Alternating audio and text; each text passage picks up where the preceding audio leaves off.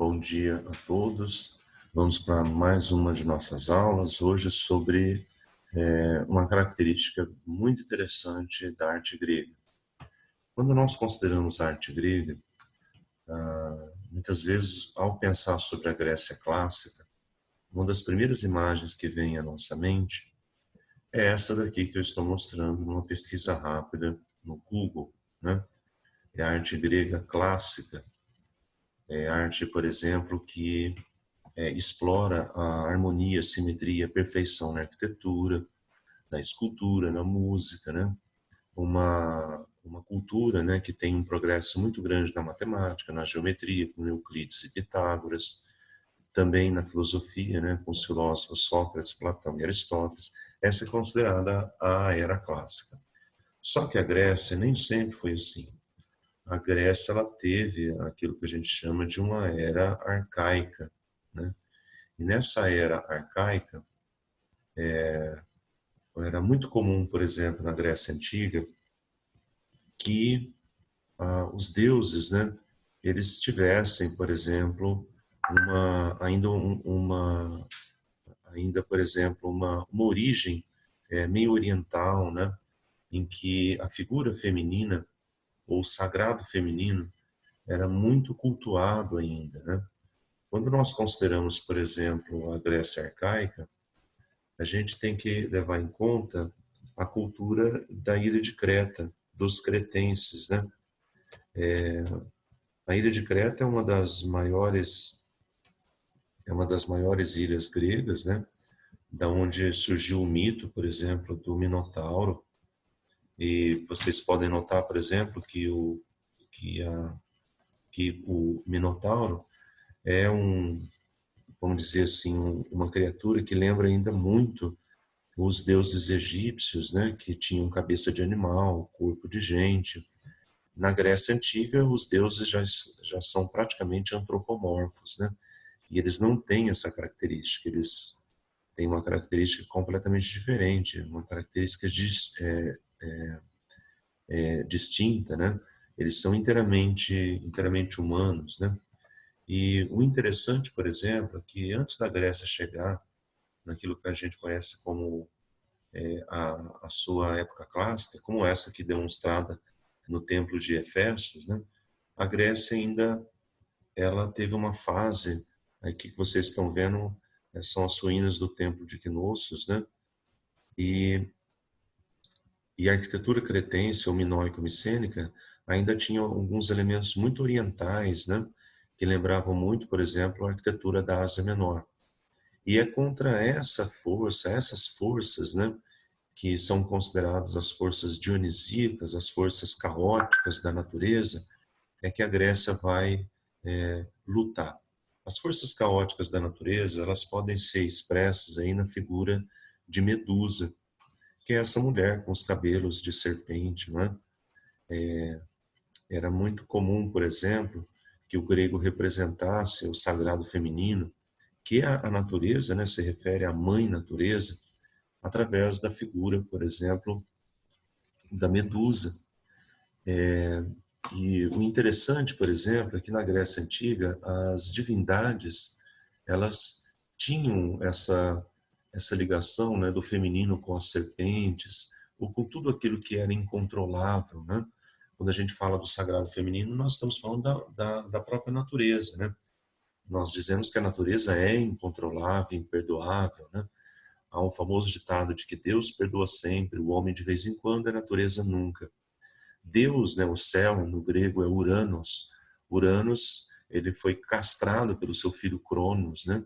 Uranos é a palavra grega para céu. Então, quando nós pensamos no céu, o céu é masculino, mesmo que seja castrado, destituído de sua energia viril, né? Mas mesmo assim é masculino. Você olha para o céu e lá tem o Deus Pai, né? Não tem a deusa mãe. Geralmente nós associamos a deusa mãe com a mãe natureza, com a mãe terra, né? Com Gaia. Então a gente fala que o céu é masculino, a terra é feminina. E nós, seres humanos, estamos entre o céu e a terra, somos uma mistura das duas coisas, né? Das energias do caos e da ordem, do masculino e do feminino, né? Da razão e da emoção, né? Nós temos aí na cultura grega duas figuras, Jocasta, que é mãe de Édipo, né, que casa com o próprio filho, né, ou Édipo casa com a própria mãe, que é a mãe que corresponde, né, ao amor filial, e tem também a outra mãe, uma mãe diferente, que é Medeia. Medeia é uma peça de Eurípides, né? A história de Medeia é interessante, ela se apaixona por Jasão, o irmão de Medeia não quer o amor dos dois, nem o pai, né? Ela acaba indo contra o irmão diz que vai matar ela e ele, né? Jasão, se encontrar os dois juntos, ela acaba matando o próprio irmão, né? Para ficar aí com Jasão, né? É interessante, gente, é que eles têm dois filhos e depois Jasão acaba se apaixonando por uma outra mulher e abandonando Medeia. E Medeia não tem dúvidas, né? Medeia acaba matando os dois filhos. Tem várias imagens de Medeia que eu estou mostrando para vocês aí. Medeia acaba matando os dois filhos para se vingar do marido, né? De Jasão. Porque Jasão vai casar com outra mulher e quer convencer Medeia a aceitar isso. Ele vai levar as duas crianças, ela não aceita e acaba assassinando as duas crianças. Se você pesquisar sobre a história de Medeia no Google, você vai achar várias coisas interessantes, né? Se eu digitar, só mostrando para vocês assim por curiosidade, né? Se eu digitar, por exemplo, se eu digitar no Google aqui, mãe mata os dois filhos, né? Vou digitar aqui nas notícias, né? Aparecem várias notícias, tá vendo? Mãe é presa suspeita de matar os dois filhos, mãe é acusada de matar os dois filhos, né? Tem várias notícias aqui terríveis, né? De como que a vida imita a arte, não apenas a arte imita a vida, né? Muitas vezes a gente acha que a tragédia grega, é impossível ter acontecido, essas histórias são trágicas demais, né? Mais ou menos, né? Existe realmente a figura da Medeia, que é a mãe diferente, né? Essa mãe diferente aqui, ela é encarada como a própria mãe natureza, né? É disso daqui que, na verdade, a cultura grega tinha medo, né? Se você digitar aqui, olha, uma canção do Chico Buarque, Canção Desnaturada, eu acho Canção Desnaturada, né, do Chico Buarque. Ela é uma música muito interessante, né? Nós temos a letra aqui.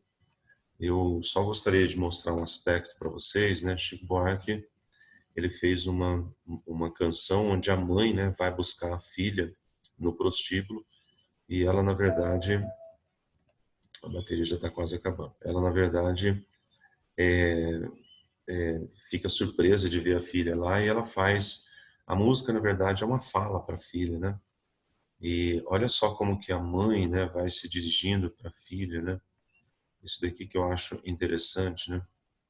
Ela, na verdade, diz assim para a filha, né? Por que cresceste, curuminha, assim depressa, estabanada, saíste maquiada dentro do meu vestido? Se fosse permitido, eu revertia o tempo para viver a tempo de poder te ver as pernas bambas, curuminha, batendo com a mulheira, te emporcalhando inteira e eu te negar meu colo, recuperar as noites, curuminha, que atravessei em claro, ignorar teu choro e só cuidar de mim. Deixar-te arder em febre, curuminha, 50 graus, tossir, bater o queixo, vestir-se com desleixo, tratar uma mama seca, quebrar tua boneca, raspar os teus cabelos, ir te exibindo pelos botequins. Bom, nessa canção aqui, né, o Chico Buarque mostra todo o aspecto da natureza feminina expressa aqui na figura de Medeia, né? Foi interpretada até pela Débora Lã. Isso é que dá, por exemplo, pela cultura grega, o fato de que a cultura cultivou a pederastia juntamente com a pedofilia, né? E é interessante que a cultura grega, a relação do masculino com ele mesmo, vem justamente para tentar barrar e tornar a cultura grega mais apolínea, longe, por exemplo, dos excessos do feminino. Obrigado, gente. Na próxima aula nós continuamos. Até mais.